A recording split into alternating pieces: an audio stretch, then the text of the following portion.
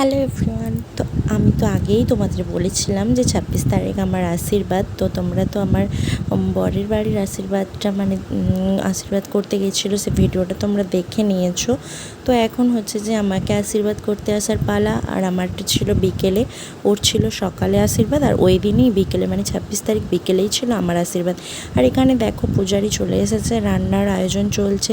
ওখানে ফ্রাইড রাইসের চাল ভেজানো রয়েছে, পনির কাটা রয়েছে, কাকিমা এখানে লুচির জন্য ময়দায় জল দিচ্ছিল, আর ফুলকপির তরকারি এরকম কিছু ছিল। এদিকে রান্না হতে থাকুক আর আমি ওদিকে রেডি হয়ে নিই। তো এখানে দেখো আমার তো মেকআপ আর্টিস্ট সারা জীবনের জন্য আমার বোন। তো আমি আমার বোনের কাছেই সব সাজ সেজেছি, বিয়ের থেকে শুরু করে আশীর্বাদ, গায়ে হলুদ, সকালের যে ফটোশ্যুট, সব কিছুই আমার বোনের কাছেই সেজেছি। তো এখানে আমার বোন আমাকে বকা দিচ্ছিল, ওই মেকআপ করার জন্য আমাকে অনেক বকান শুনতে হয়, অনেক তেল দিতে হয় পায়ে। তো ও আমাকে বলছিল যে তুই মেকআপ করবি না এরকম কথা বলবি। আমি কথা বলছিলাম বলে ও বকছিল আমাকে। তো তারপরে আমি চুপ করে বসেছিলাম। আর এখানে দেখো আমার বড় মাসি বাবা হাসি ঠাট্টা করছিল যে মেকআপ আর্টিস্ট আনার দরকার নেই, এই দিয়ে এরকম আর কি বলছিল।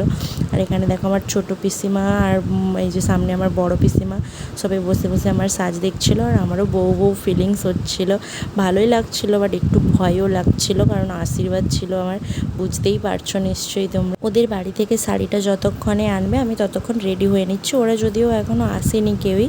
তো আমি ভাবলাম যে আগে থেকে রেডি হয়ে নিই, এলে শুধু শাড়িটা চেঞ্জ করে বসে যাব, কারণ দেরিও করছিল ওনারা। তো তারপর হ্যাঁ, আরেকটা কথা যেটা তোমরা দেখে কমেন্ট করে বলবে কিন্তু, আমি যে শাড়িটা পরবো সেটা শাড়িটা হচ্ছে যে আমি নিজেই পছন্দ করেছি। ওদের বাড়ির সবাই গেছিলো, ও গেছিলো সাথে, কিন্তু আমি ওরকম কন্ট্রাস্ট কালার চাচ্ছিলাম। তো রাধামণির অনেক দোকান আমি খুঁজে ফেলেছিলাম, কিন্তু কোথাও আমি এরকম ভালো শাড়ি পাইনি। তো তারপর আমি তমলুক গেছিলাম, তো তমলুক থেকে ওই শাড়িটা আমি কিনে নিয়ে এসেছিলাম। আমার ভালোই লেগেছিলো। আমি প্রথমে ভাবছিলাম কেমন লাগবে, তো দোকানদার কাকু বললো তুমি নিয়ে যাও, নিঃসন্দেহে তোমাকে খুব সুন্দর লাগবে।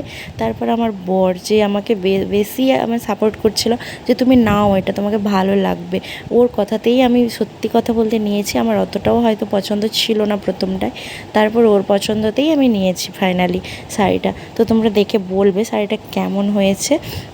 তো আমার তো এখন শাড়িটা ভালোই লাগে, খুবই ভালো লাগে কালার কন্ট্রাস্টটা। আর ব্লাউজ পিসটাও আমিই কাটাতে দিয়ে এসেছিলাম দোকান কাকুকে বলে, কারণ এগুলো তো আর কে করবে বলো, আমার বর কি আর ওগুলো জানবে। তো আমি বলেছিলাম যে আমাকে শাড়িটা দাও, আমি সেলাই টেলাই করে একদম কাটিয়ে নিয়ে আসবো। তো দেখো দেখতে দেখতে আমি একদম রেডি, আর এই হলো আমার শাড়ি ব্লাউজ। তো দেখতেই পাচ্ছ তোমরা আমাকে কত মিষ্টি লাগছে।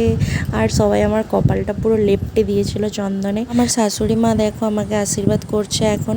আর আমার কিন্তু আমার বরের বাড়ির থেকে বেশি টাকা উঠেছিল আশীর্বাদিতে, 4,500 মতো উঠেছিল আমার, আর ওরটা প্রায় 3,500 মতো উঠেছে। আশীর্বাদ পর্বের আর কোনো ভিডিও আমার কাছে নেই, আমি কি করব বলো, এত ব্যস্ত, কেউ করেও রাখেনি। তো তারপরেই রাত্রিতে আমি বসে গেছিলাম মেহেন্দি করতে ওই দিনই। তো দেখো আমার বোন আমার মেহেন্দিটা এত সুন্দর করে দিয়েছিল কি বলবো। এটা হলো আমার বাম হাতের সামনে আর পেছন দিকটা, দেখো কতটা সুন্দর দেখতেই পাচ্ছ নিশ্চয়ই, কি কিউট লাগছে মেহেন্দিটা। আর আমার নখগুলো দেখছো কত গ্লেজি লাগছে। আমি কিন্তু ফলস নখ পরিনি, এগুলো আমার সত্যিকারের নখ, আমি নিজেই বড় করেছি বিয়ের জন্য। এটা ডান হাতেরও নখগুলো দেখেছো কত বড় বড় করেছি। তো আজকের মতো এখানেই টাটা, দেখা হচ্ছে নেক্সট ভিডিওতে। হরে কৃষ্ণ।